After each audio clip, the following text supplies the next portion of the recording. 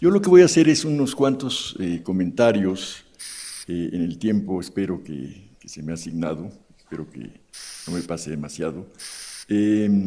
Unos cuantos comentarios sobre lo que dicen en torno a crecimiento económico, no todos los aspectos económicos, porque no daría tiempo de revisar todo, y además hay un ponente en esta mesa que va a hablar de desigualdad, que es el otro gran aspecto económico que no voy a tocar. Pero el que voy a tocar y en el que me voy a concentrar es el crecimiento económico, más bien la falta de crecimiento económico en el país, y qué políticas económicas, por qué políticas económicas abogan las distintas coaliciones y candidatos para salir de esta trayectoria de muy bajo crecimiento que ha caracterizado a la economía mexicana durante las últimas décadas.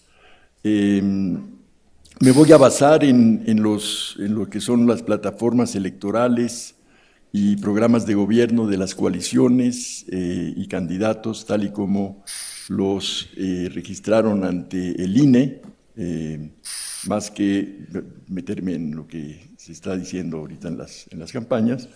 El ejercicio está basado en las plataformas y está dividida mi presentación en dos.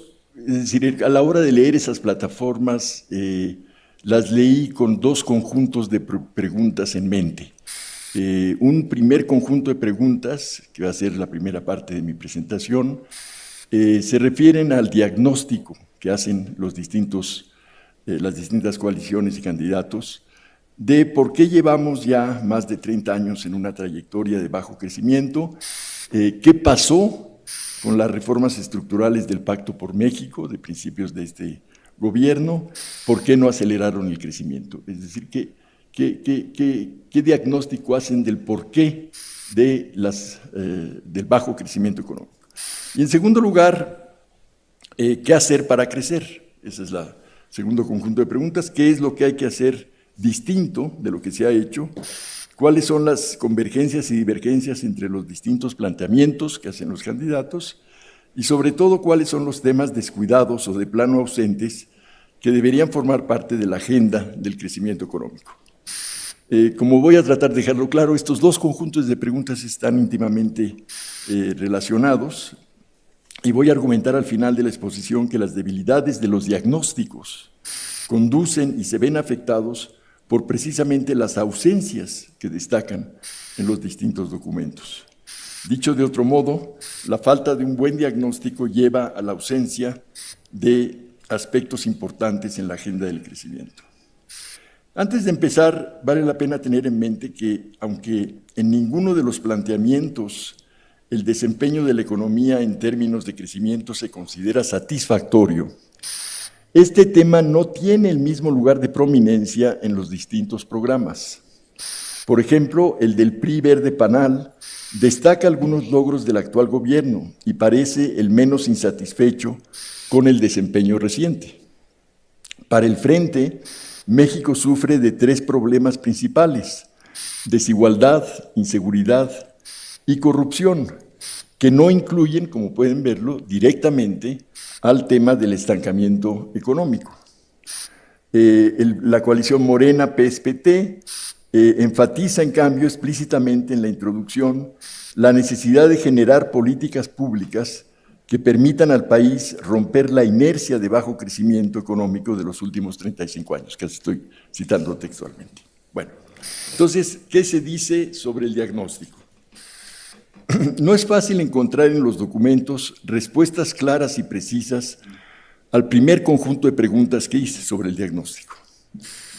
No hay, por lo general, un diagnóstico bien desarrollado de por qué llevamos más de 30 años de bajo crecimiento y por qué no se dio la esperada aceleración del crecimiento en respuesta a las reformas estructurales recientes.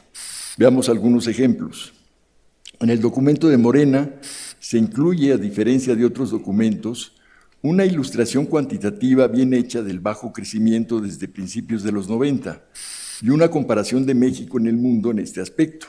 Sin embargo, el análisis se queda corto como diagnóstico, pues no hay un examen de las causas que han mantenido a la economía creciendo tan poco, salvo por alguna referencia breve a la corrupción, donde se menciona aprobatoriamente al reporte de competitividad del Foro Económico Mundial, que afirma que la corrupción es el principal obstáculo a la inversión en México. Y una mención aprobatoria del mismo reporte sobre los factores más problemáticos para hacer negocios, incluido la corrupción, crimen y robos, etc. En la plataforma del PRI Verde Panal, el diagnóstico es muy críptico y se limita a aprobar el logro de consolidar lo que llaman una economía abierta y dinámica y reconocer, cito, que la transición económica enfrentó resistencias y atavismos que derivaron en un menor desempeño al esperado. No queda claro, sin embargo, cuáles fueron las resistencias y atavismos, sobre todo viniendo la afirmación de un partido que durante los 2 sexenios panistas mostró resistencia a nuevas reformas. En cuanto a las reformas recientes, hay una visión muy optimista y, en mi opinión, poco realista, ya que se les atribuyen logros como montos históricos de inversión extranjera directa, el mayor crecimiento en lo que va del siglo y casi 3.5 millones de nuevos empleos en la economía formal. Con ello se va a explicar por qué las reformas recientes no aceleraron el crecimiento y perpetuaron ingresos laborales estancados y perdiendo participación en el ingreso total.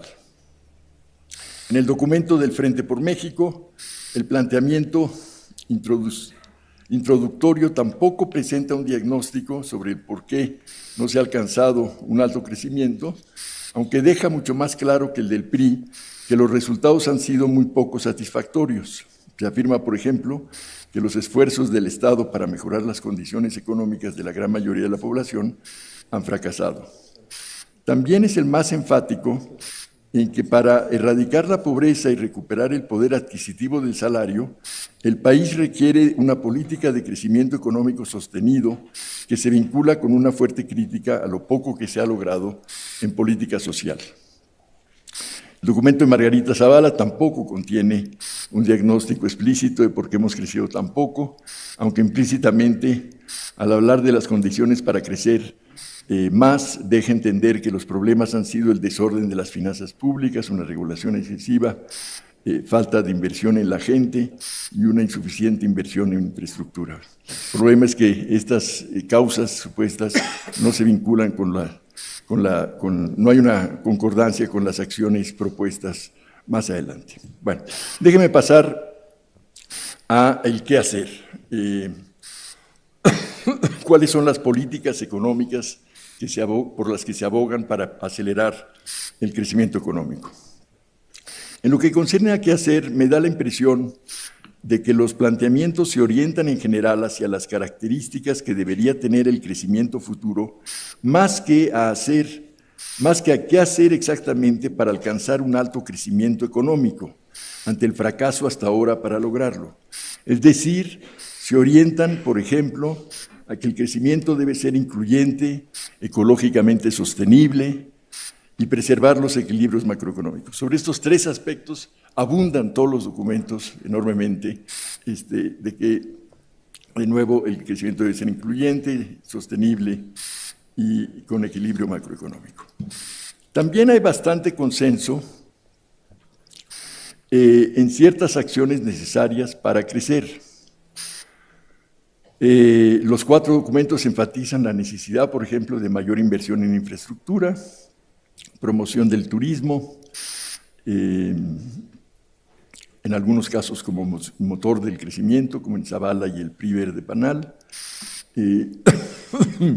apoyo al campo en diversas modalidades, reducción de las desigualdades regionales, con diferentes modalidades también, zonas económicas especiales, por ejemplo, en el documento del PRI Verde Panal, planes de desarrollo en el sur-sureste, en otros documentos, promoción de la competencia, aunque sin argumentar cómo ello resultaría en mayor crecimiento, apoyo a pymes, impulso a la economía social, etc. Hay también áreas de disenso, énfasis particulares y la franca ausencia de temas que, en mi opinión, deberían ser parte de una agenda para el crecimiento. En los énfasis particulares, vale la pena observar que el PRI Verde Panal es el que mayor énfasis pone en la continuidad con la estrategia del actual gobierno, Ejemplos de ellos son que el PRI es el que mayor prioridad le da a incrementar y democratizar la productividad, utilizando los mismos términos del actual gobierno, mientras que este tema no parece estar presente en otras plataformas. Por otra parte, el documento del PRI Verde Panal es el único que menciona las zonas económicas especiales como política de desarrollo regional. Entre los temas ausentes o relativamente descuidados, destacaría los siguientes. Primero, la necesidad de fortalecer el mercado interno, apartándose así de una estrategia basada exclusivamente en las exportaciones. Es un tema relativamente ausente. El Frente es el único que habla de fortalecer el mercado interno y en forma congruente el que más enfatiza la necesidad de un cambio en la política salarial, un salario mínimo digno, y el establecimiento de una renta básica universal como formas de reducir la desigualdad y apuntalar el mercado interno. También Zavala habla de aumentar el salario mínimo, pero con menos énfasis, ya que parece querer elevarlo a la línea de bienestar mínimo, y eso es lo que entiendo con la referencia a elevarlo al nivel de la canasta básica. Los planteamientos de política industrial también están relativamente ausentes. Una excepción es el documento del Frente, pero no va mucho más allá de mencionar la necesidad de integrar cadenas productivas, de una estrategia de transformación productiva hacia mayor valor agregado, que no se hace explícita, y de fomentar empresas proveedoras de insumos intermedios y bienes de capital, que tampoco se dice con qué instrumentos de política. Hay también una referencia críptica en el documento del PRI Verde Panal a haber promovido, cito, una nueva política industrial en mayúsculas, así se le llama, centrada en el fomento de sectores estratégicos, que me resulta intrigante ya que es la primera acción que se menciona en la introducción del planteamiento y luego no se vuelve a mencionar en todo el resto del documento. El tema, tercero, el tema de un tipo de cambio competitivo como potencial instrumento de una política de crecimiento complementario de una política industrial, brilla por su ausencia en todos los documentos. En ninguna parte se menciona la política cambiaria y la necesidad de evitar las apreciaciones cambiarias recurrentes que tanto han debilitado la competitividad y rentabilidad de los sectores económicos expuestos a la competencia internacional. Los planteamientos sobre el financiamiento de los planes de infraestructura y los programas sociales que se quieren poner en marcha están lejos de estar claros y de ser suficientes para atender el desafío. Y esta es una cuarta ausencia, digamos, muy importante. Hay una tendencia a pensar que con la reorientación de presupuestos públicos y la liberación de recursos que permitirán, alcanzará para las grandes tareas propuestas. Morena, PES y PT es especialmente enfático en esto, al estimar 4.1 puntos porcentuales del PIB de recursos liberados de esta manera, con la reorganización de los presupuestos públicos. Y hay una gran renuencia, especialmente quizá en Morena, PES, PT, a proponer elevaciones de impuestos y creación de nuevos impuestos.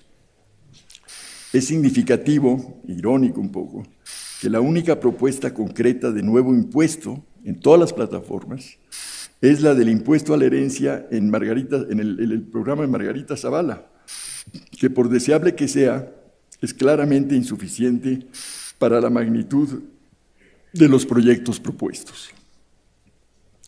En Noruega, que tiene una carga fiscal del 42% del PIB, el Partido Laborista ganó 2 elecciones seguidas con la promesa de no bajar impuestos, como lo dijo el ex primer ministro noruego en entrevista al New York Times. En México, con una carga tributaria de las más bajas del mundo, la izquierda intenta ganar elecciones con la promesa de no subir impuestos. Hay un problema serio en este aspecto, por entendible que pueda parecer la renuencia a proponer reformas fiscales en épocas electorales.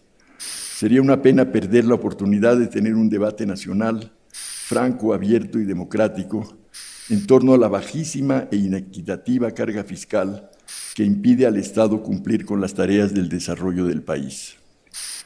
Ni siquiera se menciona la necesidad de combatir la evasión fiscal.